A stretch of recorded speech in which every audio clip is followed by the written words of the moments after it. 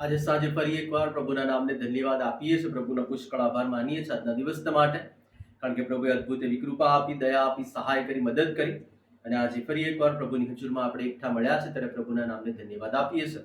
આવો આપણે પ્રાર્થના કરીએ અને આ મીટિંગની શરૂઆત કરીએ. સર્વસમર્થ અને સનાતન ઈશ્વર પિતા, પ્રભુ તમારા નામને ધન્યવાદ આપીએ છીએ. પ્રભુ તમારી અદ્ભુત કૃપા, દયા પ્રભુ મારા જીવનમાં પૂર્તિ અને બસ છે માટે આભાર માનીએ છીએ. વિશેષ અમારી પ્રાર્થના પ્રભુ આજના વચનને પ્રભુ તમે આશીર્વાદથી વિસ્તૃત કરજો. તમારું વચન પ્રભુ અમારી મધ્ય આવે, અમે સમજીએ અને આવનાર દિવસોમાં તમારી કૃપાના પાત્રો તરીકે જીવી શકીએ એવું તમે થવા દેજો. મારી પ્રાર્થના વાલા તારના પ્રભુ ઈસુ ખ્રિસ્ત નામથી માંગીએ છીએ, આમેન. આજે સાંજે ફરી એકવાર પ્રભુના નામને ધન્યવાદ આપીએ છીએ, પ્રભુનો પુષ્કળ આભાર માનીએ છીએ કે પ્રભુ એની અજાયબ કૃપા આપણા દરેકના જીવનમાં આપી અને વિશ્વાસી જીવનની બાબતોમાં આપણે જ્યારે આગળ વધી રહ્યા છે ત્યારે માથીની લખેલી સુવાર્તા અને એના 14મા અધ્યાયમાંથી આપણે આજે વિશ્વાસી જીવનનો એક અદ્ભુત પાઠ શીખવા માંગીએ છીએ.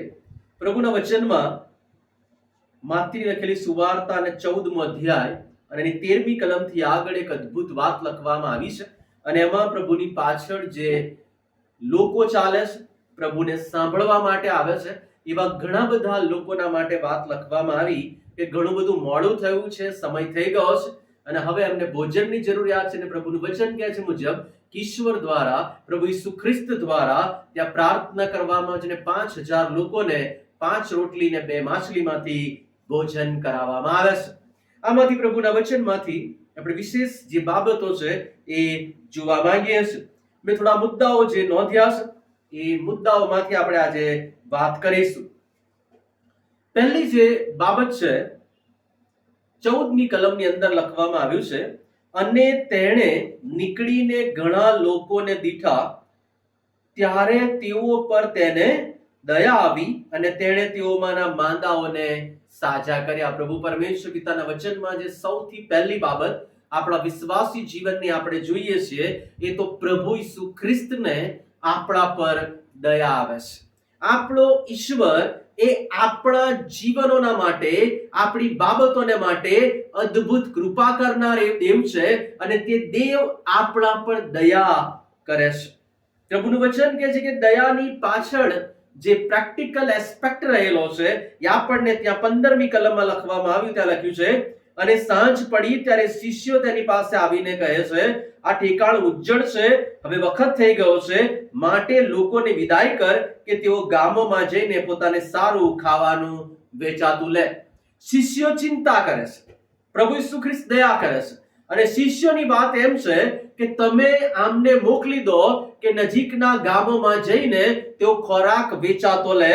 વાલો પ્રભુનું વચન કહે છે જ્યાં સુધી પ્રભુ ઈસુ ખ્રિસ્ત છે ત્યાં સુધી આ પદ્ધતિમાં ખોરાક લેવાની જરૂર નહીં પડે. હાલેલુયા. પ્રભુના વચનમાં લખ્યું છે, વાંચીએ ત્યાં 16મી કલમ. પણ ઈસુએ તેઓને કહ્યું, તેઓને જવાની જરૂર નથી. પ્રભુ ઈસુ ખ્રિસ્ત એ પ્રમાણે ત્યાં આપણને જણાવે છે કે જગતના લોકોને માટે આ સમય છે કે જે ભૂખ્યા થયા છે, ભૂખ લાગી છે, તકલીફમાં છે, પણ પ્રભુનું વચન કહે છે કે એ બધા સમયોથી પર લોકોની અપેક્ષા છે કે લોકો બહાર જાય ને ખોરાક ખરીદીને લાવે, પણ પ્રભુનું વચન કહે છે કે દેવની અપેક્ષા, પ્રભુ ઈસુ ખ્રિસ્તની અપેક્ષા છે કે તેમણે જવાની જરૂર નથી. આ તો પ્રભુ ઈસુ ખ્રિસ્ત પોતે છે કે જેમણે એક વખતે શૈતાનના પરીક્ષણની અંદર એ પ્રમાણે કહ્યું કે તું મને એમ કહે છે કે પથ્થરને કહી દઉં કે રોટલી થઈ જાય. અરે રોટલી થવાની જરૂર નથી. હરેક શબ્દ જે દેવના મુખમાંથી નીકળે છે તેનાથી માણસ જીવશે. બોલો પ્રભુનું વચન કહે છે, પ્રભુ ઈસુ ખ્રિસ્ત અહીંયા એ પ્રમાણે આપણને કરતા દેખાય છે. પ્રભુ ઈસુ ખ્રિસ્ત શું કરે છે? 16મી કલમ. પ્રભુ ઈસુ ખ્રિસ્તે તેઓને કહ્યું, તેઓને જવાની જરૂર નથી, તમે તેઓને ખાવાનું આપો. આજના દિવસની બહુ જ મહત્વની બાબત કે પહેલી બાબત કે પ્રભુને દયા આવે છે, બીજી બાબત કે પ્રભુએ પોતાના શિષ્યોને કહે છે તમે ખાવાનું આપો, અને શિષ્યો કહે છે કે અમારી પાસે એ ખોરાક નથી. શું છે? તેઓએ તેને કહ્યું કે મહીમ અમારી પાસે માત્ર 5 રોટલી ને 2 માછલી. ઘણી બધી અલગ અલગ જગ્યા પર આની અલગ વાતો કરવામાં આવી છે અને એક જગ્યા પર એ પ્રમાણે લખવામાં આવ્યું કે જુવાનની પાસે 5 રોટલી ને 2 માછલી હતી અને તે લઈને આવ્યો. બોલો, પ્રભુનું વચન કહે છે કે આ બધી પરિસ્થિતિમાં શિષ્યોને લાગે છે કે અમારી પાસે કશું નથી, અને પ્રભુ કહે છે કે તમે ખાવાનું આપો. કદાચ પ્રભુ એ પ્રમાણે વિચારતા હશે કે આટલા બધા ચમત્કારો કર્યા અને આમને શિક્ષણ આપ્યું કે તમે જે પણ કંઈ કરશો એ પ્રમાણે તમને આપવામાં આવશે. પ્રાર્થના કરો, માગો તો મળશે, ઠોકો તો તમારે સર ઉગાડવામાં આવશે, ને શોધો તો જડશે. એ વારંવાર તમને કહેવામાં આવ્યું, અને છતાં પણ કહો છો કે મારી પાસે કશું નથી. પ્રભુ એમને આવનાર જીવનને માટે તૈયાર કરે છે. તમે ખાવાનું આપો. એ કહે છે અમારી પાસે માત્ર આટલું જ છે. વાલા, પ્રભુનું વચન જે આગળની બાબત તમને ને મને શીખવે છે, જો ઓછું છે, પર્યાપ્ત નથી, તો ચિંતા કરવાની જરૂર નથી. એને પ્રભુ ઈસુ ખ્રિસ્તની પાસે લાવવાની જરૂર છે. પ્રભુનું વચન કહે છે કે પર્યાપ્ત નથી, એનો મતલબ એ નથી કે પૂરું નહીં થાય. તમારો ને મારો દેવ એ જીવતો દેવ યહોવા છે, અને તે પૂરું પાડનાર યહોવા રહે છે. તો પછી કેમ આપણે ચિંતા કરીએ છીએ કે અમારી પાસે આટલું જ છે અને પૂરું નહીં થાય? આજની દુનિયાની અંદર કેટલા બધા લોકો ડિપ્રેશનમાં છે, નિરાશા, હતાશા અને ચિંતામાં છે, ભવિષ્ય માટે ચિંતાઓ કરે છે, અને કહે છે કે અમે કેમનું કરીશું, કેમનું ભવિષ્ય હશે. વાલો, પ્રભુનું વચન કે છે ઈશ્વર પર ભરોસો રાખવાથી, પ્રભુ પિતા પર ભરોસો રાખવાથી, ત્રેક ઈશ્વર પર ભરોસો રાખવાથી અને પ્રાર્થના કરવાથી પ્રભુ દરેકે દરેક બાબતોને પૂરી પાડે છે. કારણ કે પ્રભુને આપણી ચિંતા છે, પ્રભુ આપણી દયા કરે છે અને આપણા જીવનોમાં પૂરું પાડે છે. વાલો, તમે વિચાર કરો, ઘણી બધી વખત આપણે જે સિક્વન્સ સમજીએ છીએ એ પ્રમાણેની હોય છે કે લોકોને ભૂખ લાગી છે, તકલીફ છે, શિષ્યોને કહું, શિષ્યો નથી કરી શકતા. પ્રભુએ 5 રોટલી 2 માછલી લે છે, પ્રાર્થના કરે છે, બધાને આપે. ના, એની વચ્ચે કંઈક રહી જાય છે. પ્રભુના વચનમાં લખવામાં 17મી કલમ, અને તેઓએ તેને કહ્યું કે અહીં અમારી પાસે માત્ર 5 રોટલી ને 2 માછલી છે. ત્યારે તેણે કહ્યું કે તે અહીં મારી પાસે લાવ. અને હવે આપણે એવું માનીએ છીએ કે પ્રભુએ પ્રાર્થના કરી. ના વાલાઓ, 19મી કલમમાં લખવામાં આવ્યું, પછી તેણે લોકોને ઘાસ પર બેસવાની આજ્ઞા આપી ને 5 રોટલી તથા 2 માછલી લઈ આકાશ તરફ જોઈને આશીર્વાદ માંગ્યો. આપણે જો એ જગ્યા પર હોઈએ તો પહેલા આપણે આશીર્વાદ માંગીએ, ખોરાક બધો આવી જાય અને પછી બેસાડીએ. પ્રભુ ઈસુ ખ્રિસ્તના માટે એવું નથી. પ્રભુ ઈસુ ખ્રિસ્ત તમને ને મને જે બાબત શીખવવા માંગે છે, ઈશ્વર પર આધારિત હોવું, ઈશ્વર પર વિશ્વાસ રાખવો, એનો મતલબ એ છે કે ઈશ્વરને પ્રાધાન્ય આપવું. ઈશ્વરે કરી દીધું છે એ બાબત પર વિશ્વાસ કરવો, અને વિશ્વાસ એટલે કે અદ્રશ્ય બાબતોની ખાતરીને સાબિતી જે પ્રભુ ઈસુ ખ્રિસ્તની પાસે છે. બેસાડી દો, અને બેસાડીએ ને ખોરાક ન આવે તો ભલો, કેટલી બધી વાર આપણે પ્રભુના વચન પર વિશ્વાસ કર્યો છે, પ્રભુની વાત પર અવિશ્વાસ કર્યો છે, પ્રાર્થનાઓ કરી છે પણ વિશ્વાસ વગરની કરી છે, અને એટલાને માટે ચમત્કારો થતા નથી. પ્રભુનું વચન કહે છે, અહીંયા પહેલા ઓર્ડર આપવામાં આવે છે, તમે બેસી જાઓ. બેસવાની આજ્ઞા આપવામાં આવી, બધાને લાઈનસર બેસાડ્યા, અને પ્રભુ ઈસુ ખ્રિસ્તની પાસે બધા શિષ્યો પણ જોતા હશે, લોકો જોતા હશે. અને 5 રોટલી ને 2 માછલીમાંથી કેમના વહેંચવાના છે પ્રભુ? કેવી રીતે બધાને થશે? બોલો, પ્રભુનું વચન કહે છે, અને તેણે શું કર્યું? 19મી કલમ, બેસવાની આજ્ઞા આપી ને 5 રોટલી અને 2 માછલી લઈ આકાશ તરફ જોઈને આશીર્વાદ માંગ્યો, રોટલી ભાગીને શિષ્યોને આપી ને શિષ્યોએ લોકોને આપી. ઈશ્વર પિતા દ્વારા પ્રભુ ઈસુ ખ્રિસ્તને એ જ્યારે આજ્ઞા આપવામાં આવી, જ્યારે પ્રાર્થના કરવામાં આવી, અને પછી આકાશ તરફ જોઈને પ્રાર્થના કરીને આશીર્વાદ આપ્યો. પ્રભુનું વચન કહે છે કે રોટલી શિષ્યોને આપી અને શિષ્યોએ કોને આપી? લોકોને આપી. વધતી ગઈ. સૌથી પહેલી બાબત જે વ્યક્તિએ બાબતને આપી એ બહુ મહત્વનો વ્યક્તિ કે જેણે આપ્યું. બીજી બહુ મહત્વની બાબત કે એને પ્રભુ ઈસુ ખ્રિસ્તની પાસે લાવ્યા, અને પ્રભુ ઈસુ ખ્રિસ્તે શિષ્યોને આપ્યું, શિષ્યોએ લોકોને આપ્યું. ભલો, વિચાર કરીએ.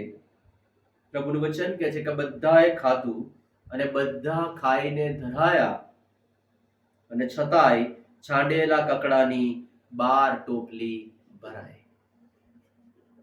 ઘણી બધી જગ્યાઓ પર એ પ્રમાણે લખવામાં આવ્યું છે કે જુવાન દ્વારા જ્યારે આ બાબતને આપવામાં આવ્યું, પરંતુ વાલો, વિચાર કરીએ કે બાળકો, જુવાનો અને સ્ત્રીઓને તો અહીંયા ગણતરીમાં લેવામાં આવતા નથી. આ લોકોને ગણતરીમાં લેવામાં આવતા નથી. 5000 ની ગણતરી ફક્ત કોની છે? પુરુષોની છે. પરંતુ પુરુષોની ગણતરી થાય છે, બાળકોને સ્ત્રીઓને ગણતરીમાં લેવામાં નથી આવતા. અને છતાં લખવામાં આવ્યું કે એક વ્યક્તિ આવીને આપ્યું અને એમાંથી બધાને પૂરું થયું. બોલો, આજે આ દુનિયાની અંદર કદાચ તમારી ગણતરી કરવામાં ન આવતી હોય, કદાચ તમને પૂછવામાં ના આવતું હોય, કદાચ તમારું કોઈ મૂલ્ય ના હોય, પણ પ્રભુના રાજ્યમાં એટલું બધું મૂલ્ય છે કે તમારી 5 રોટલી ને 2 માછલી એ 15, 20, 25, 50,000 કે લાખો લોકોને માટે બહુ મહત્વનું કારણ બને છે. ભલે એટલાને માટે એ તમારું વચન આપવું, એ તમારું ગીતો ગાવું, એ પ્રભુના નામે સેવાઓ કરવી, માતાઓની પાસે જઈને પ્રાર્થનાઓ કરવી, એ બહુ મહત્વનું છે. આપણે નથી જાણતા કે એમાંથી પ્રભુ કેટલી કૃપા આપશે. બોલો, કેટલી બધી વખત આપણા નાના નાના કામ એ બહુ મોટા કામો કરીને બતાવે છે. એક નાનકડું ટિફિન, એક નાનકડી પોટલી કે જે 5 રોટલી અને 2 માછલીથી ભરાયેલી છે, હજારો લોકોને માટે આશીર્વાદનું કારણ બની. 5000 પુરુષો, સ્ત્રીઓ અને બાળકો સુદ્ધાને તેમાંથી બની. બોલો, પ્રભુનું વચન કહે છે આજે તમારો ને મારો દેવ એ વિશ્વાસી જીવનના પાઠમાં એક બાબત આપણને શીખવે છે કે પ્રભુ જ્યારે આપે છે તો ભરપૂરીપણાના આશીર્વાદો સાથે આપે છે. પ્રભુ જ્યારે આપે છે તો અદ્ભુત કૃપાથી આપે છે. અને આપણે વિશ્વાસ કરવાનો છે અને આપણે પ્રભુની કૃપા પર વિશ્વાસ કરતા આગળ વધવાનો છે કે આપણો દેવ એ જીવતો દેવ યહોવા છે. અને જીવતો દેવ યહોવા એ પ્રભુ ઈસુ ખ્રિસ્તના મધ્યસ્થના નામમાં આપણી આગળ એ બધી બાબતો લઈને આવે છે. વિશ્વાસથી જો માંગીશું, પ્રભુનું વચન કહે છે એ આપશે. પ્રભુએ વિશ્વાસથી લોકોને બેસાડ્યા અને પીરસવામાં આવ્યું, લોકો સુધી પહોંચ્યું, લોકો લેતા જોતા હશે, અરે આ તો પ્રભુ ઈસુ ખ્રિસ્તે એક નાનકડો ટુકડો આપ્યો, આ તો વધતો જાય છે, અરે હજારો લોકો ખાઈ રહ્યા છે, બધા સુધી પહોંચે છે, બધા સુધી પહોંચે છે. આટલું બધું કેવી રીતે આવી શકે? બોલો, તમારો ને મારો પ્રભુ જ્યારે આપણને વિશ્વાસ કરવાનું કહે છે તો વિશ્વાસ કરીએ. આ પૃથ્વી પરના ભોજનમાં કેટલી બધી વાર લોકો કામ કરે, ખૂટી જાય. તમારો ને મારો દેવ, મારો પ્રભુ ઈસુ ખ્રિસ્ત જ્યારે કામ કરે અને એ વહેંચણી કરવાને માટે આવે, બોલો, પ્રભુનું વચન કે જે 5 રોટલીમાંથી છાંડેલા કકડાની 12 ટોપલી ભરાય, એટલો મોટો પ્રભુ પરમેશ્વર આપણી પાસે છે. કેમ ચિંતાઓ કરીએ છીએ? કેમ હતાશ થઈએ છીએ? કેમ નિરાશ થઈએ છીએ? તો પ્રભુ પૂરું પાડનાર દેવ છે. બોલો, તમે પણ આજે પ્રાર્થના કરો. હું તમને આજે પડકાર આપવા માંગુ છું. આપણે પ્રાર્થના કરીએ, એ બધી જ બાબતોને માટે વિશ્વાસથી આજે પ્રાર્થના કરીએ. પ્રભુનું વચન કહે છે પ્રભુ પૂરું પાડશે. શેતાનની કોઈ તાકાત નથી કે ઈશ્વરે આપેલા આશીર્વાદને તમારી પાસેથી છીનવી જાય. તમારે પ્રાર્થના કરવાની છે, પ્રભુ તમને કૃપા આપશે. પ્રભુનું વચન કહે છે પ્રભુ એ કૃપા આપશે. પ્રભુનું વચન કહે છે તારે વાસ્તે મારી કૃપા બસ. આવો પ્રાર્થના કરીએ, થોડા સમય માટે શાંત રહીએ, પ્રાર્થના કરીએ. સર્વસમર્થ અને સનાતન ઈશ્વર પિતા, પ્રભુ પરમેશ્વર, અમે તમારા પવિત્ર અને મહાન નામને ધન્યવાદ આપીએ છીએ. તમારી કૃપાથી, દયાથી, તમારા ઉપરના આશીર્વાદોથી ભરજો.